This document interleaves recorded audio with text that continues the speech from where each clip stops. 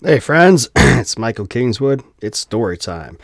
And again, you can see how the light gets weird because once again I didn't close the door from outside. But I like, you know, natural ambient light, so deal with it, I guess. Anyway, this is the daily live stream to discuss the current status of my Kickstarter campaign. That campaign being to promote, what do you call it? My my, my Kickstarter for campaign season, Glimmervale Chronicles number 6. But before I do that, I just want to let everybody know that the Story Saturday podcast for this week has gone up. It went up last night around 7 or so Pacific time. And in that story, I read the story Naughty and Nice. I'm going to put the link up in the chat here because why not? Hang on a second. Naughty and Nice podcast. Boom.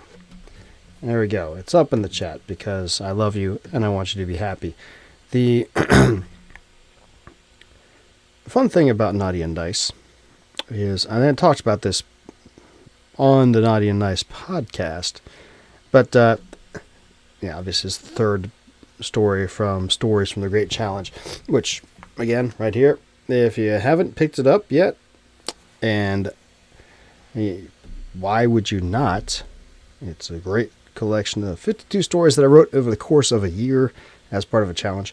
This was the third one I wrote, and it features a character that I've since written a number of stories about, Dustin Cofield, an elf exterminator. You gotta read the story to fully appreciate it, but basically he is a secret agent working for an agency to help Santa Claus deal with rogue elves who are trying to destroy Christmas. It's awesome. Lots of fun. So you always feel check that out. And you can do it easily by watching yesterday's podcast. Now, let's get right back to the Kickstarter campaign. Pardon me for a moment. Pardon me while I whip this out. Make this all square. All right, that's good. Okay, this is going to be an easy update because nothing has changed from yesterday. Still have $421 out of $250 goal, 168% funded, no movement at all. I guess not entirely unexpected, because Saturday going to Sunday, but still, you'd like to see some movement. It is what it is. We'll be doing additional promotion stuff over this next week that'll hopefully drive some content and drive some backers rather. But frankly, if you look at the way Kickstarter campaigns work, they have initial boom in the first week, at which if you fund then you're set yourself for success later, and then and then the middle couple weeks it tends to die off because while Kickstarter will give you promotion if you fund quickly, the lion's share of promotion they give is at the very beginning and at the very end.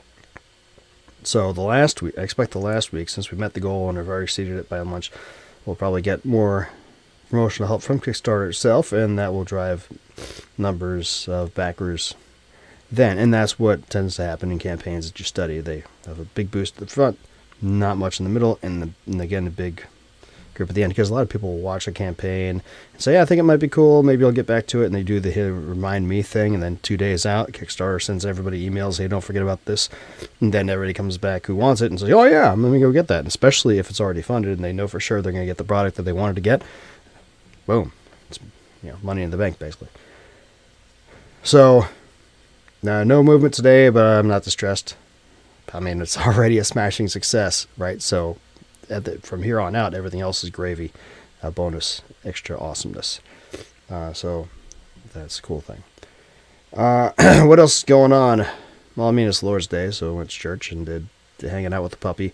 And a little bit annoyed with YouTube because, so the music that I start these streams with, and the podcast channel with, and end it with, is by a guy named Jean Paul Zogby.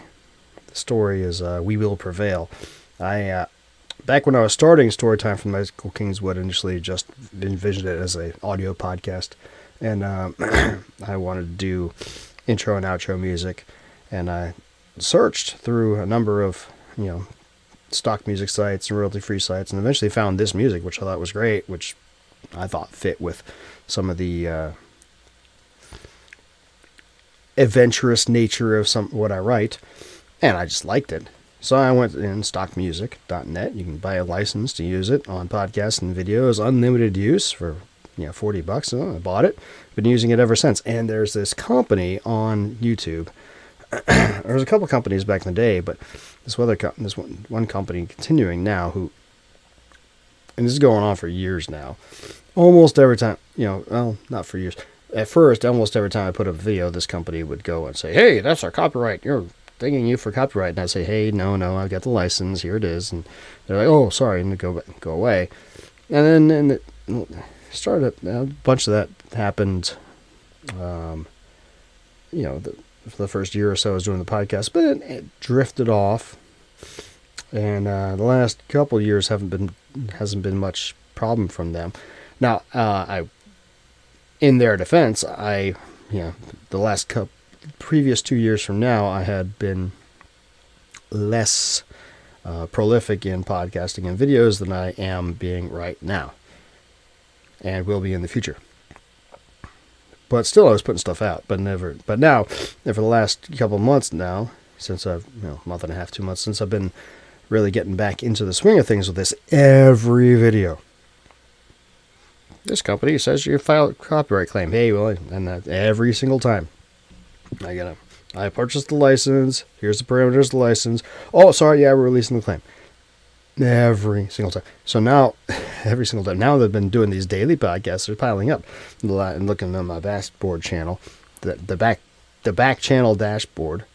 There's 4 or 5 videos still hanging out there with podcast copyright claims associated with them for the same damn music, for the same license, the same content that they've already contacted me about. This same company has already contacted me about it dozens of times, literally.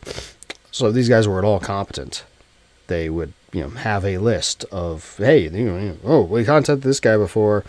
All right, he's got a license. He's good. Don't bother him again. But clearly they're not. Clearly just some douchebags who set up a software bot, and now we're having to deal with annoyance from these dudes. Oh, look, somebody's calling me. I don't know if you can hear my ringtone or not. I have Sabaton as my ringtone because why not? Sabaton is awesome. But now maybe they'll copyright claim this. But hey, guys, it's just the ringtone on my phone. I'm not trying to steal it. Anyway, I think Sabaton's too cool for that. But anyway, I was up in Vegas week and a half ago, hanging out with Mr. Captain Capitalism and doing his stream. I bitched him on to him about it, and he was like, "Dude, that's why I don't do that." And it's like, yeah, and I get it. Maybe I should. It would be easier if I stopped using that music, but I paid money for that license. I'm not just going to give up the license because some douchebags keep, giving me the little annoying copyright claims when it takes me 10 seconds to write the dispute, and it always gets approved because I have the legal right to use it. I have purchased the license and we're good. It's just annoying. Anyway, looks like somebody's really trying to get a hold of me, so I'm going to cut this short. Hopefully you guys come back tomorrow, 2 p.m. We'll have the campaign update then, and hopefully we'll have more to share then. All right, have a good one. See ya.